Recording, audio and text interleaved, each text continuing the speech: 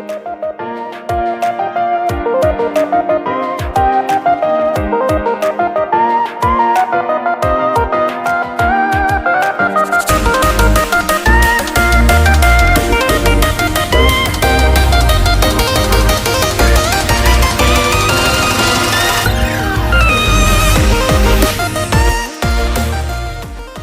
morning, it's 5:30 a.m. or 6:30 a.m. We are about to launch and take off to go to Mount Kosciuoszko. Very excited. There's Anna and Tom, her boyfriend, at the back there. Welcome guys. And here we go, off we go.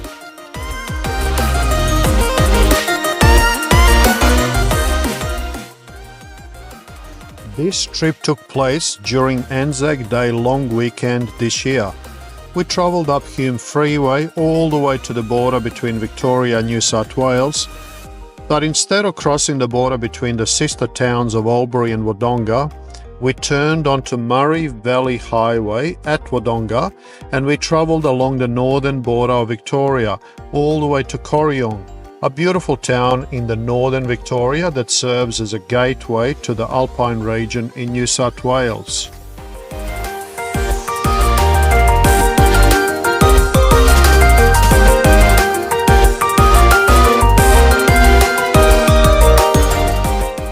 This entire section of our trip was enchanting in a way, as we were heading away from civilization and towards wilderness of the snowy mountains.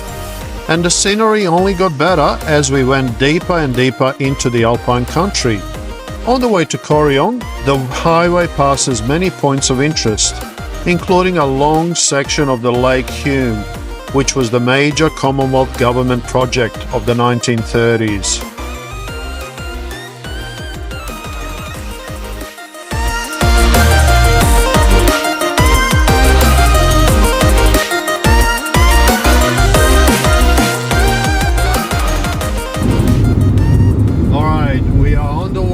To snowy mountains. We are on a camping trip and we're going to be climbing Mount Kosciuoszko tomorrow, and we are just passing Lake Hume, the magnificent project that took place in early 20th century, 1936 namely. That's when it was opened, the big dam, or the Hume Weir, which holds now, or it can hold when it's at full capacity, more than 3 trillion litres of water, more than 6 times the size of the Sydney Harbour, which is extremely impressive.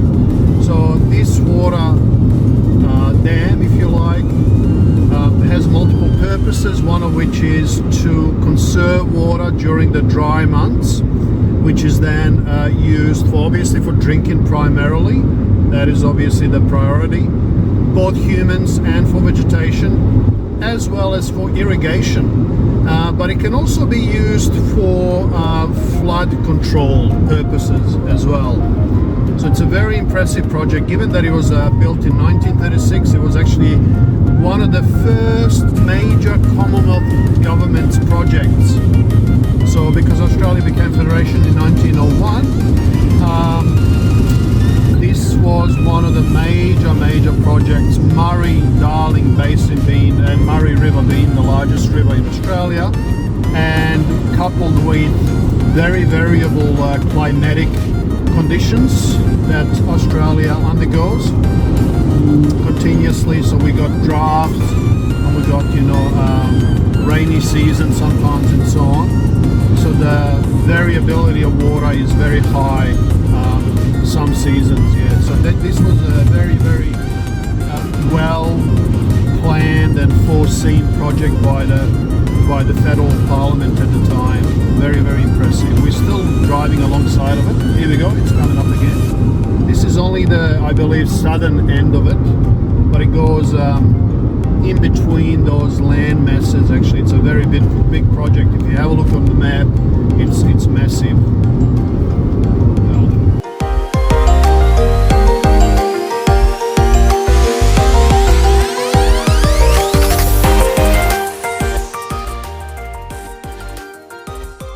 After taking a short break in Corryong to stretch our legs and launch the drone, we continued along Murray Valley Highway and then turned onto the Alpine Way towards Khancoban, a small beautiful town on the New South Wales side, set at the foothills of the majestic Snowy Mountains on the southwestern side.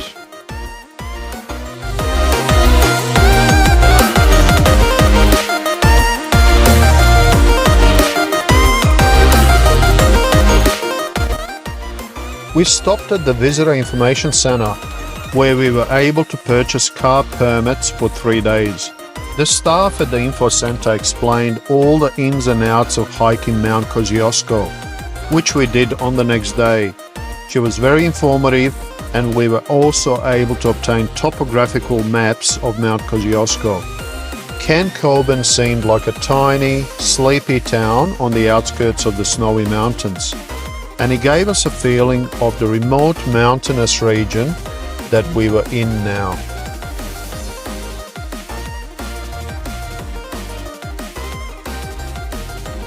From Khancoban, we had approximately 1 hour drive before reaching our campsite.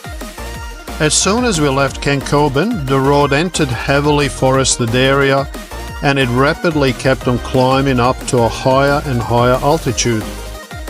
This was probably the most beautiful part of our trip, and we went past a couple of major hydro scheme power stations, Murray 1 and Murray 2, though the road does not pass them directly. We also stopped at the most beautiful spot. Seemingly in the middle of nowhere was this lookout some 200 meters off Alpine Way, and it revealed the skyline of the mountain tops in front of us, which looked surreal.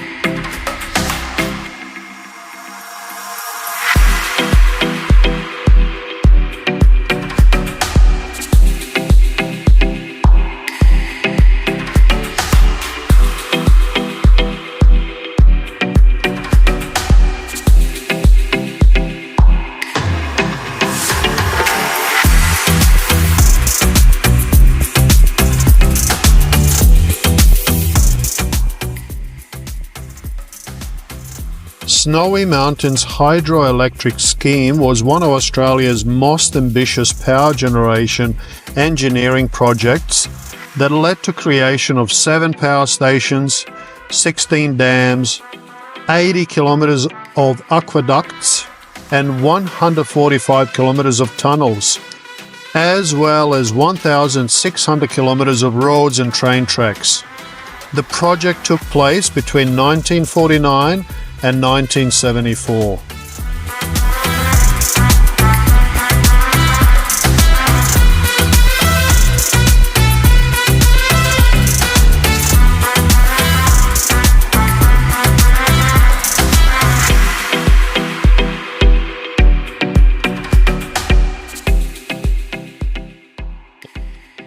We arrived at Tom Groggin campsite around 4 p.m, which gave us just enough time to set up the tent and get the campfire and dinner going. The place is situated in the middle of the Snowy Mountains on the banks of the Upper Murray River. It is away from the civilization, with the nearest mobile phone reception being in Thredbo village, which is approximately 50 minutes drive from our campsite. A couple of hours after the nightfall, we were entertained by the music of the wild dogs howling in the distance. This went on for quite some time. I was woken up multiple times during the night by the grunting and other noises that the wildlife were making around our tent. In the morning, we found evidence of some chicken bones scattered on the ground and the crockery that we left outside after last night's dinner. It was clear that we had visitors during the night.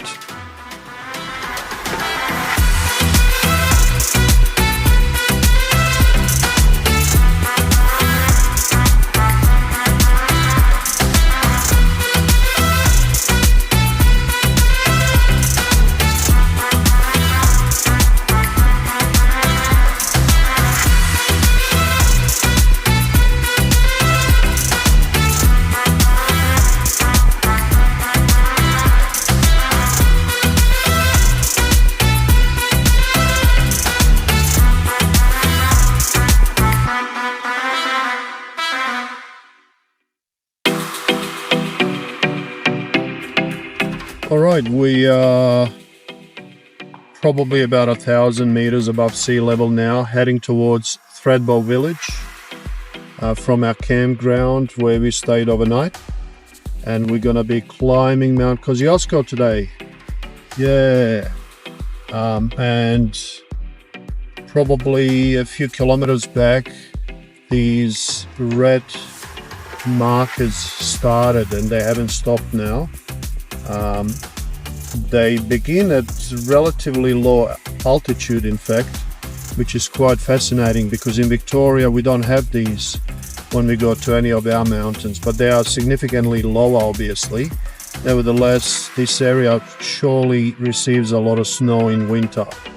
So this is the hazardous authority area marked by yellow lines, meaning that in winter all vehicles have to carry chains, and any buses that come up here, the bus drivers have to be specially trained. They have to have the snow license or hazardous area authority license, so they are able to manage the conditions and know when to fit the chains and know how to fit the chains on the bus and that sort of stuff in order to keep everybody safe. But now there's a bit of downhill, but we've had long and big sections of climbing. And the road is a bit wider. Previous section, at the beginning, the section was very narrow and very steep, and there were quite a few hairpin bends. So the road is quite wide here. We are not far away from Threadbow Village now, I wouldn't think. We've been traveling for about half an hour, so probably another 15 to 20 minutes. I have been taking it slowly. But the scenery has been quite amazing. We've passed some very beautiful and magical places, cascades, whatever that is. That Hose Gap, yeah, I read about this on New South Wales National Parks website.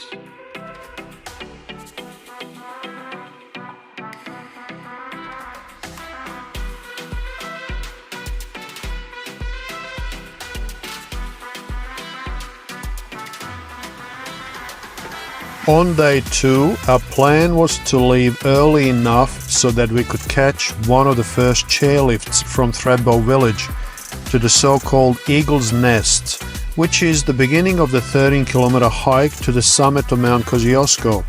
However, our breakfast was delayed, plus we had to park the car almost 2 kilometers away from our chairlift on the opposite side of Threadbow Village. All of these factors slowed us down significantly, and we did not start the hike until after 11 a.m. This also put us under pressure to complete the hike and return before the chairlift closes, which is at 4 p.m. every day.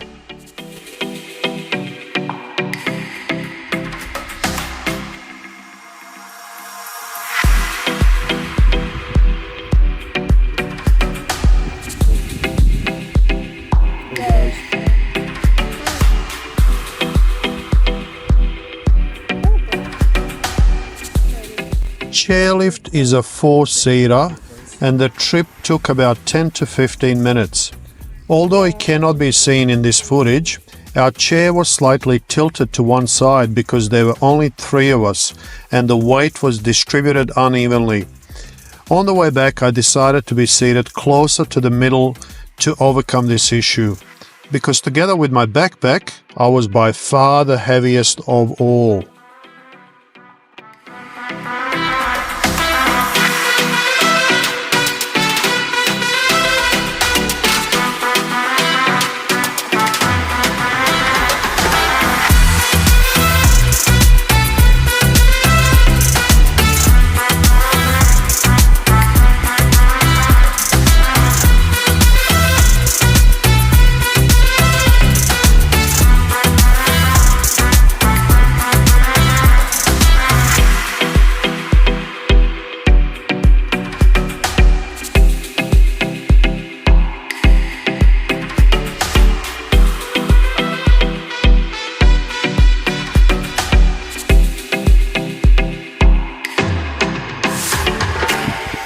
Alright, climbing Mount Kosciuoszko. We just left the chairlift at Eagle's Nest and we got like 6 point something kilometers to go. So we pressed on like champions and we reached the magnificent top of the continent within 2 hours or so. As Anna enthusiastically said, we've got this in the bag. Our round trip took exactly 4 hours, and even though we are not advanced hikers, we have smashed this one without any issues. We were quite wrecked by the end of it, and we decided to have dinner in Thredbo village, rather than cooking back at the campsite. We went to the local pub hotel, and besides the beautiful views that the large balcony offered, we had one of the best pizzas ever. Mount Kosciuoszko is Australia's highest mountain and one of the great 7 peaks of the world. The Kosciuoszko summit stands at 2,228 meters high, and it was named by the Polish explorer Paul Edmund Strzelecki in 1840 in honor of Tadeusz Kosciuszko, general and hero of the Kosciuszko Uprising and American Revolutionary War. Although Australia has a number of extinct volcanoes, Mount Kosciuszko is not a result of one of them, but rather it was formed by geologic uplift. Although it is comparatively insignificant when compared to the mountains in Asia, Europe and Africa, namely mountains like Mount Everest, Mount Blanc and Mount Kilimanjaro, this is still quite a significant achievement that we could tick off our list.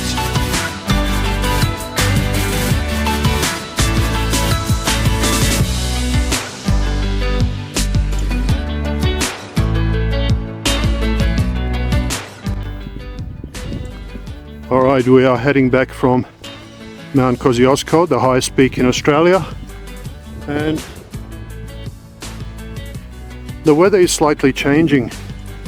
We might even cop some rain on the way back. We've got a long way to go, probably an hour and a half at least, to reach the top of the ski lift.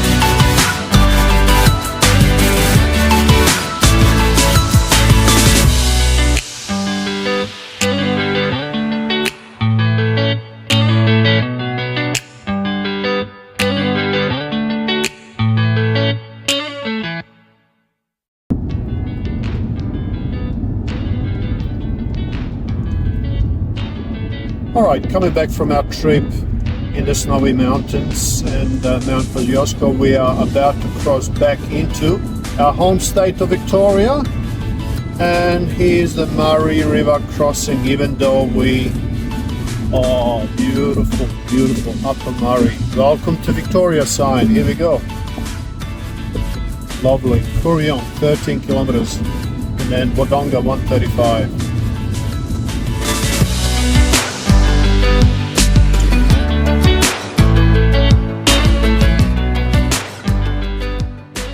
On the way back home, we visited the Man from Snowy River Museum in Corryong, and this was the best $5 per person we've ever spent. The museum is a time capsule that captures and preserves the inspiring life of early settlers in the area. The Man from Snowy River is a poem that was written by a bush poet, Banjo Patterson, in the late 19th century. And it features stockmen who had explored the alpine countryside on horseback. The poem was inspired by the story of a stockman, Jack Riley, and a large portion of the museum is dedicated to his life in the region. The museum is much larger than the impression one gets from the front of it, as there's a large backyard that features many 19th century buildings. The Man from Snowy River movie was also made in 1982, which was inspired by Patterson's poem.